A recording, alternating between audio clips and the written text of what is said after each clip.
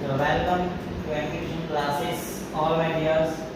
આજે મેથ્સ ની અંદર આપણે સર્ચ એન્ડ ઇન્ડિસીસ એટલે કે ઘાત અને ઘાતાંક આના વિશે આપણે ચર્ચા કરવાના છે. તો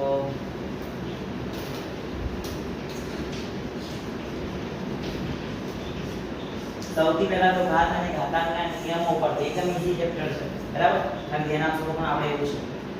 તો ઘાત અને ઘાતાંકની અંદર સૌથી પહેલા નિયમો છે શીખીને આયા છો 7-8 માં અને નવમાં થોડું ઘણું. તો આપણે ઘાત અને ઘાતાંકની અંદર સૌથી પહેલા તો આપણે જે વસ્તુની જરૂર પડવાની છે એની આપણે કરીએ. ધારો કે અહીંયા મેં 2 ની 3 ઘાત લખી. તો આ ઉપરનો ભાગ છે એને શું કહેવાશે? ઘાત. અને આ નીચેનો ભાગ છે એને આપણે એનો આધાર કહેવાય કે ટેકો કે આના ઉપર આવવું જોઈએ, બરાબર? તો ઉપર હવે એને ઘાત કહેવાશે, નીચેની વેલ્યુશન કહેવાશે આધાર. આટલી પહેલા ખબર હોવી જોઈએ. એનો ફર્સ્ટ રૂલ છે, ધારો કે અહીંયા હું એક લઉં છું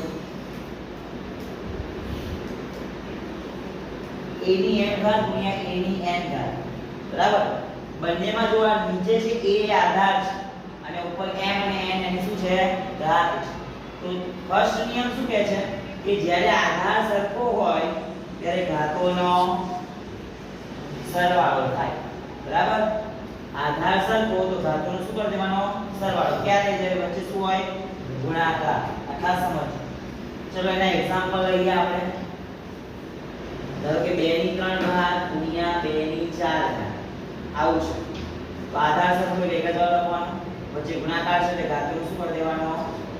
સરવાળો. તો 2 ની 3 ને 4 7. તમને એવું કહેવામાં આવે કે આની કેટલી ઘાત થાય? તો ઘાતમાં જવાબ શું આવે? 7. આધાર કીધું હોય તો 2 પણ ઘાત છે એટલે 7. ખબર પડી આમાં? ચલો એક એક્ઝામ્પલ બીજું લઈ લઈએ. ચલો આધાર સરખો વચ્ચે ગુણાકાર તો ઘાતોનો સરવાળો.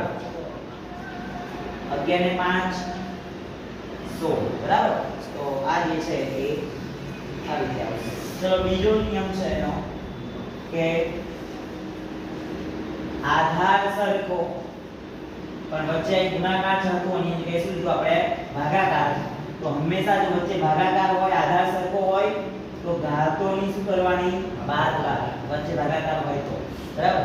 એના એક્ઝામ્પલ આપણે લઈ લઈએ છીએ. ધારો કે 2 ની 5 ભાગ્યા 2 ની 2 ઘાત હોય, બરાબર? તો આધાર સરખો છે, આધાર સરખો તો ઘાતોની બાદબાકી 2 ની 3, બરાબર?